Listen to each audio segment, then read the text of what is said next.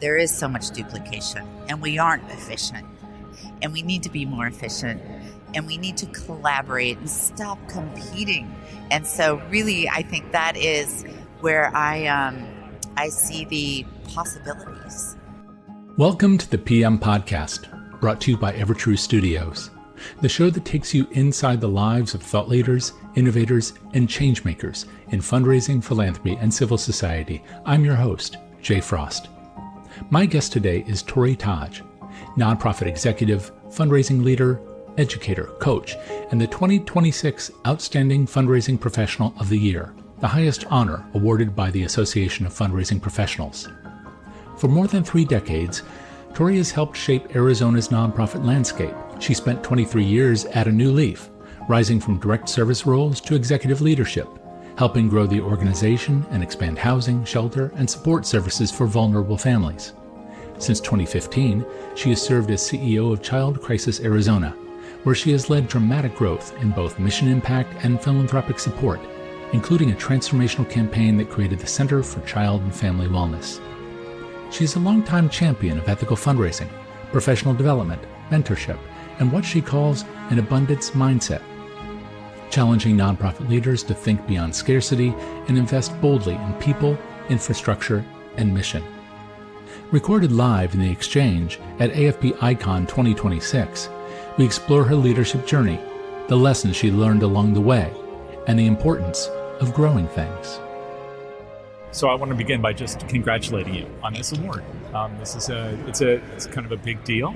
But for those who don't know anything about it or listening for the first time, Torrie Taj, tell us about this award you've just received. Well, it's an award, and it's for the Fundraiser of the Year for the Association of Fundraising Professionals. And so we are an international global association, which is really kind of like, wow! It's wonderful to receive this award after 30 plus years of doing fundraising. I've heard one person who received this in the past is saying it almost felt like a lifetime achievement award. Absolutely. But you're going to be doing this, I'm sure, for as long as you want to do it, because for people who can't see it, it's not like you're going to be retiring tomorrow unless you decide to take a vacation somewhere. So, but it does speak to having a lot of experience in this field and making a big impact in it. Maybe one thing to know would be, how did you learn about the nomination? Were you aware of it in advance, and how did you discover that you received it? So I've been coming to this conference for, I'm guessing, probably about 20 years now.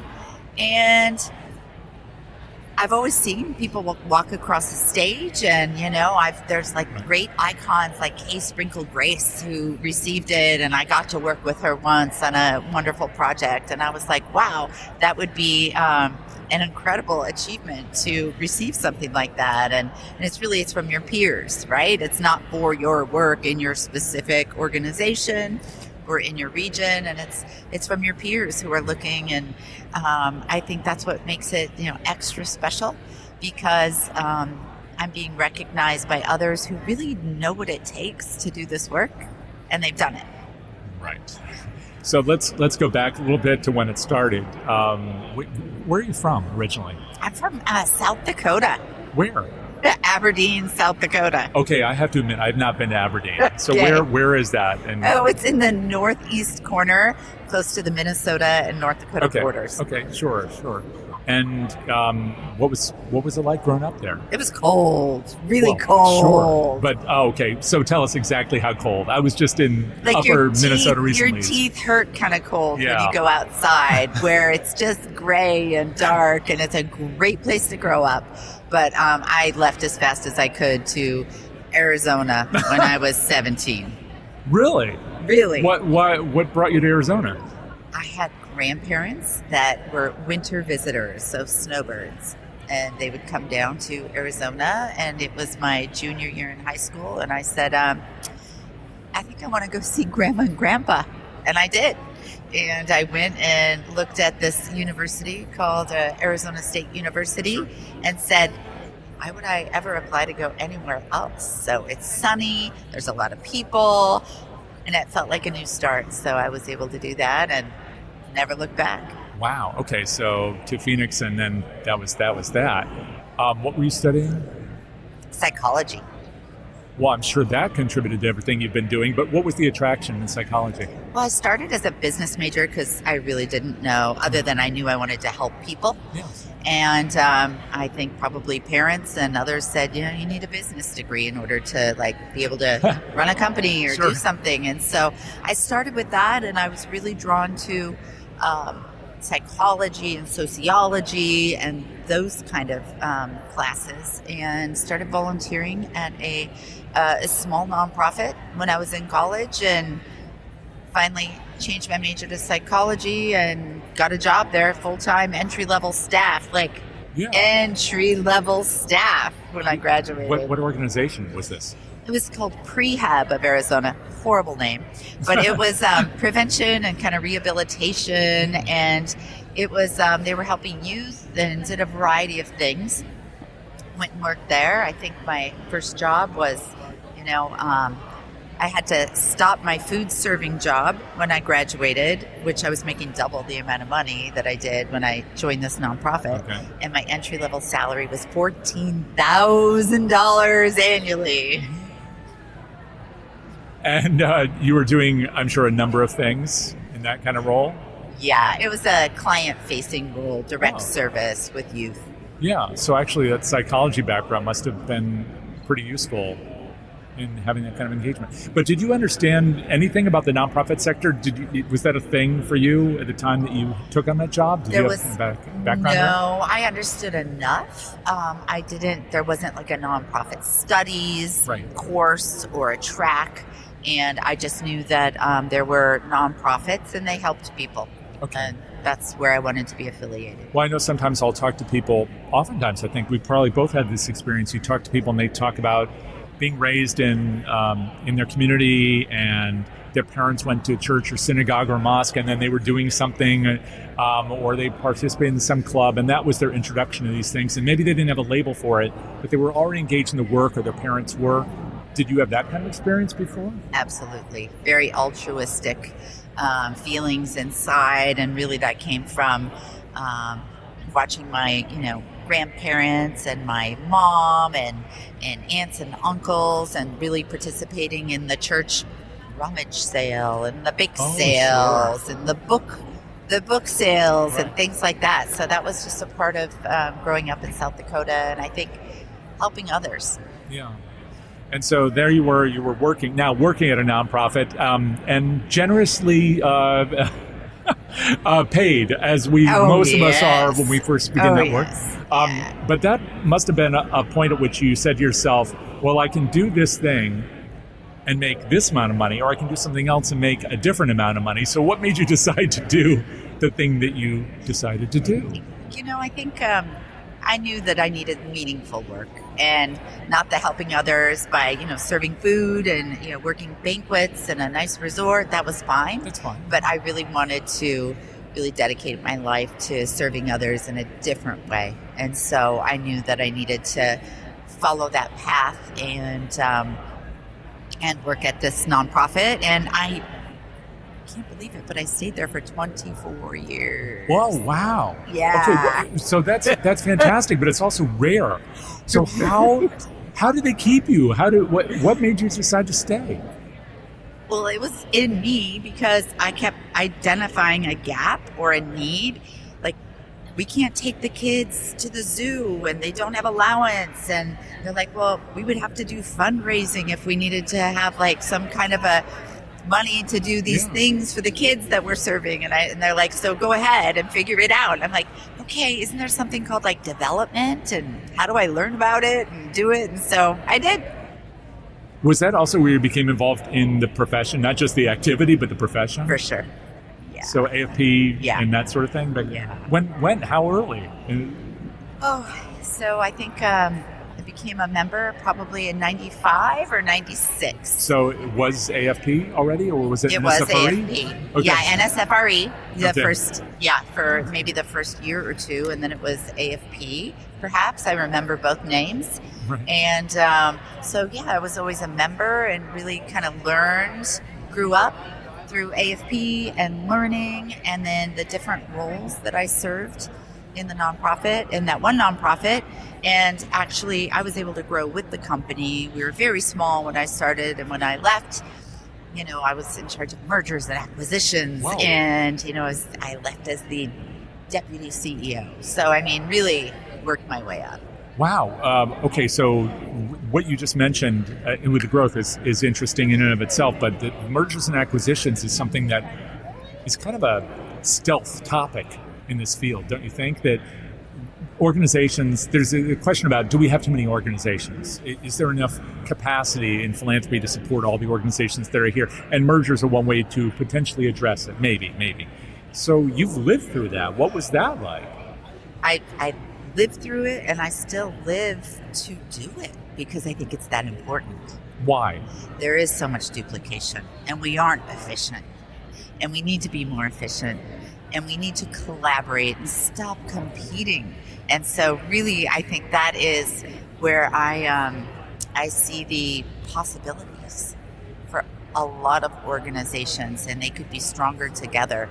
And I'm a product of that at my most recent position. It was a merger of two smaller nonprofits, and they were looking to rebrand and bring two cultures together and be stronger together. And so they recruited me, and been there for 10 and a half years, and we've been growing and scaling and have been absorbing other nonprofits that make sense. And so that's how we continue to grow. This is where again, for our listeners? At Child Crisis Arizona in the Phoenix metro area. And you said a number of mergers and acquisitions. So how many are we talking about? And what has that done to the scale? But also, what has it done for the environment, to work in an environment where you've seen all these organizations come together? For me, it's very collaborative. We've been able to, save some programs that weren't able to be sustainable on their own. We've done some, program transfer. It's not quite a merger or acquisition, but it's a program transfer where it's going to do better underneath a different roof. Sure. And so I think that there is a lot of opportunities out there for nonprofits to grow, to be stronger. I think, in my opinion, from my experience, donors really like that idea. They like the idea of being more efficient and stronger and having a bigger voice, and they get to see the impact. I wonder how they've offered that feedback, because sometimes they don't tell us things unless we ask them. Yeah. So how is it that you've been hearing that feedback? Because you've had, it sounds like, a number of opportunities over the years to hear that. Well, proof is in the pudding, and they invest in organizations doing that. Sure. And so I guess Fundraiser of the Year, they really want to invest in somebody doing this work. Yeah. And so I think I'm just like that in-between person who's allowing them to invest in a project and in an organization that they see will be sustainable because of the growth and the thought put behind it.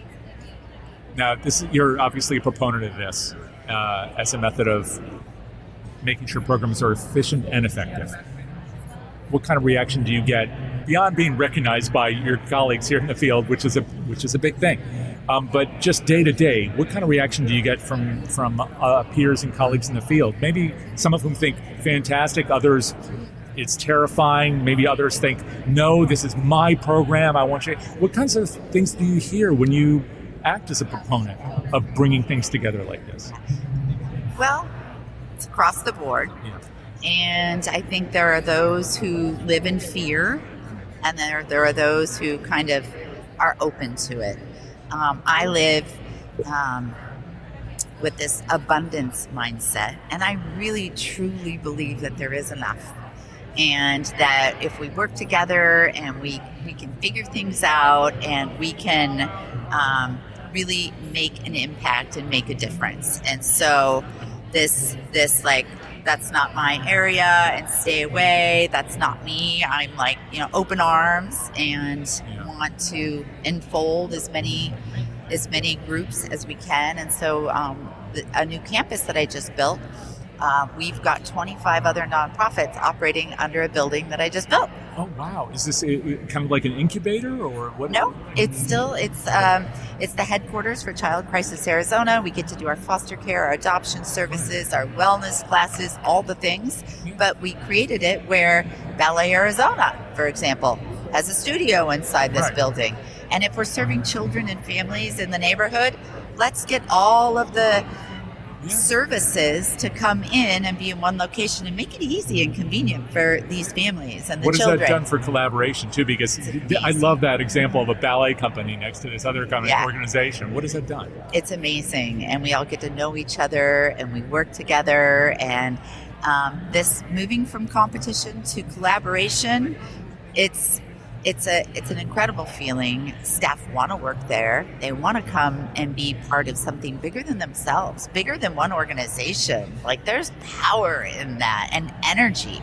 And so we're just kind of this magnet that's attracting all of the interest in people will self-select, right? If they're feeling like, no, we want to compete, they're going to stay far away. But you know what? It's open. And when you invite people to the table, the ones who want to come, well, show up.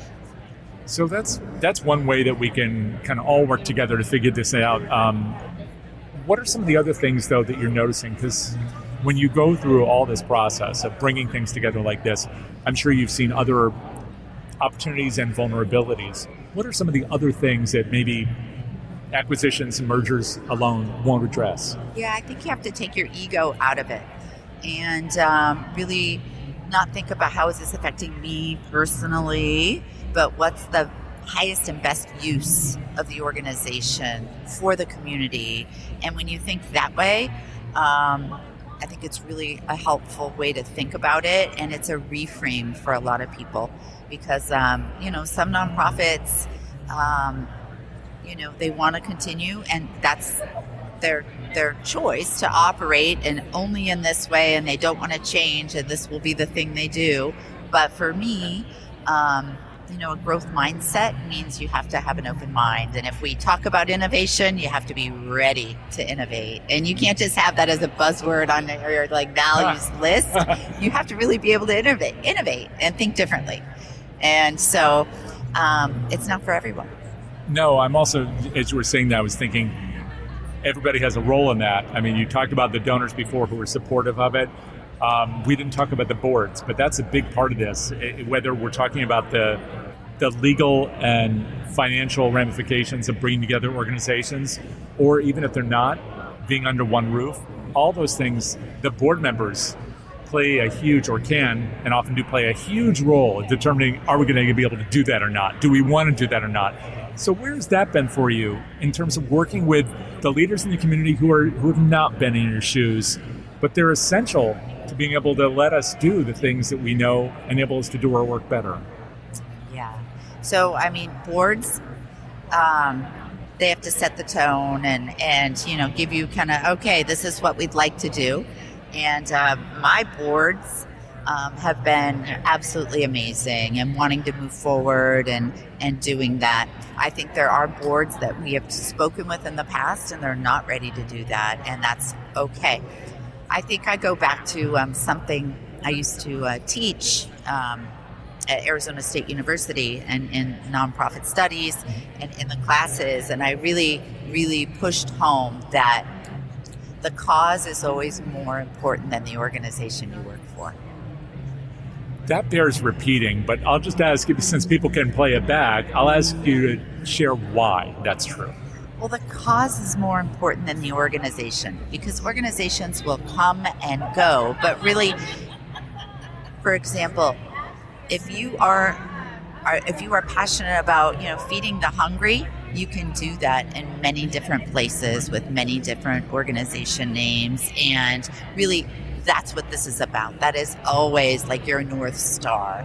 And so if it's helping children, if it's serving the elderly, it's more about what is that higher and best use, not the specific organization. And so that's really kind of taking the ego out of it from the organization perspective, from the personal perspective, and what is it that we're trying to do and how can we have the best impact? So yeah, that's that cause. As you were talking about that, I was thinking what we study in school, whether it's a year ago or 100 years ago, it doesn't always inform who we are, what we're doing. But I can imagine actually if you studied psychology and then you have to deal with a lot of ego because everybody has one, especially when it comes to leading and trying to help their community, it must have been helpful to be able to think about what makes people tick. Yeah. And it goes back to, the age-old question is, what's your why and what's your purpose? Yeah.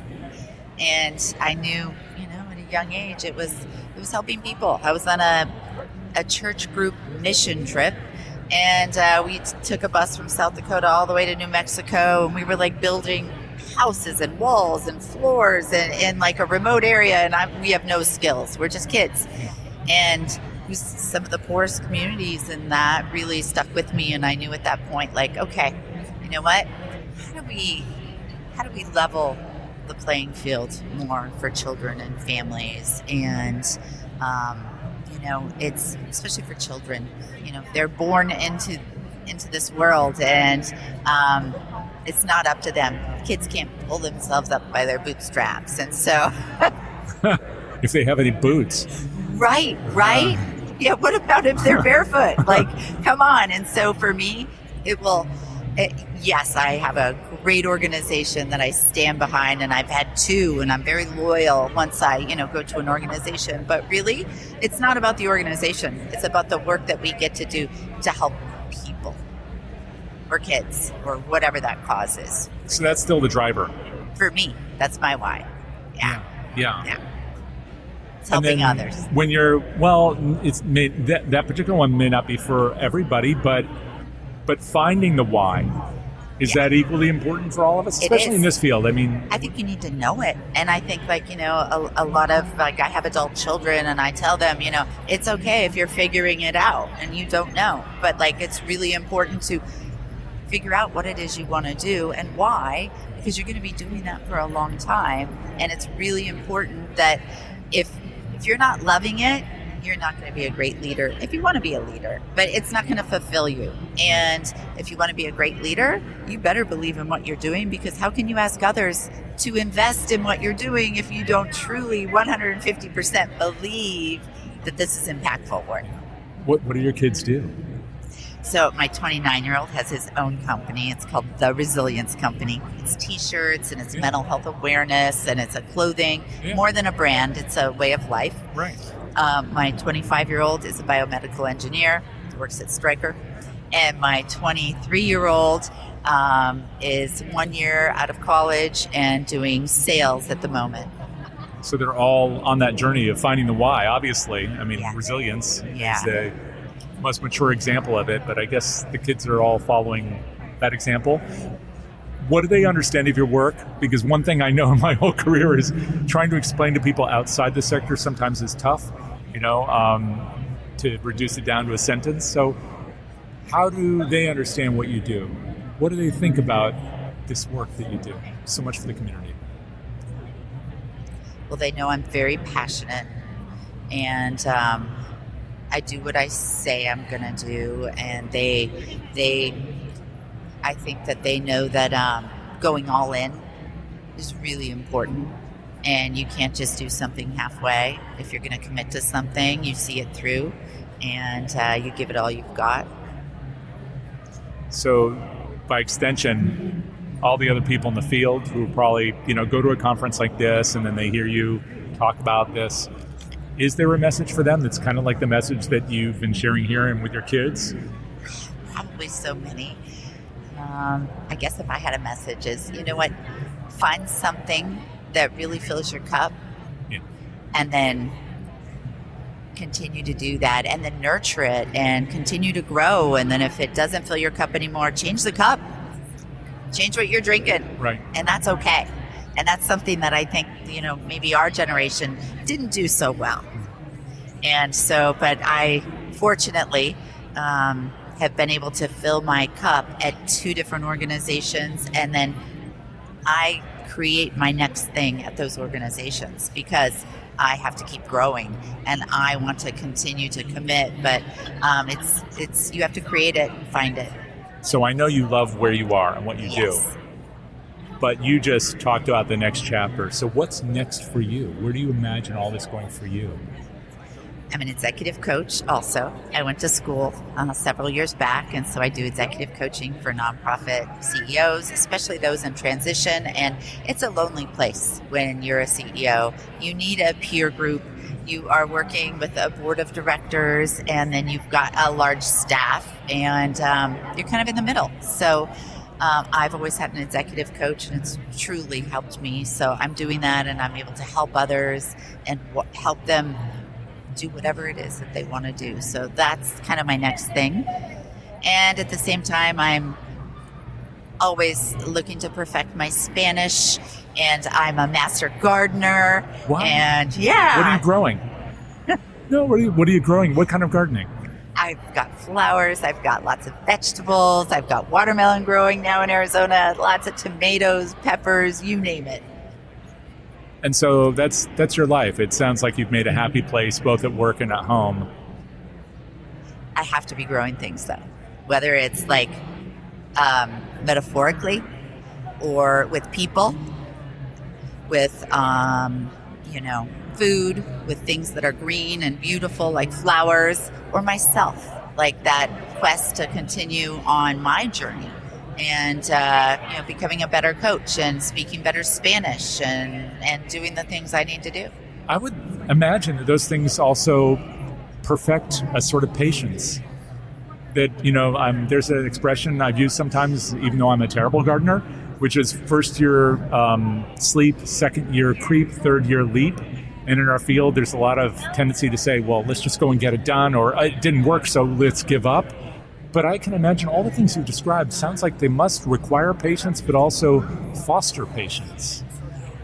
Yeah, it's something. That's a lifelong goal of mine, and I like to do things fast, and so it's really hard. But I think it does help me, and especially, the physical part of gardening, and then growing people, and really taking their time, even with staff. And it's like, okay, not everyone gets out of school and they want to be manager, director, all the things that fast. And it does take time, and you need to go through each step, and each step is important. And learning how to, like a child, learning how to, sit up and then crawl and then walk and then run. And those are the steps that are great for us as people to follow as well.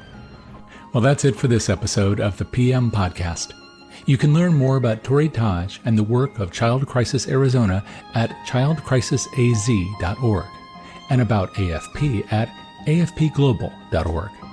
Our thanks to our sponsor, Evertrue, the global leader in donor engagement and fundraising intelligence, helping nonprofits find, engage, and inspire their supporters. Our producer is Jack Frost, and our theme music is Moving Out, Moving In by Jay Taylor, courtesy of Epidemic Sound. If you enjoyed this conversation, be sure to subscribe and check out our sister shows, Frontlines of Social Good and How to Raise, all part of the Philanthropy Mastermind series. Until next time, I'm Jay Frost. Thanks for joining me.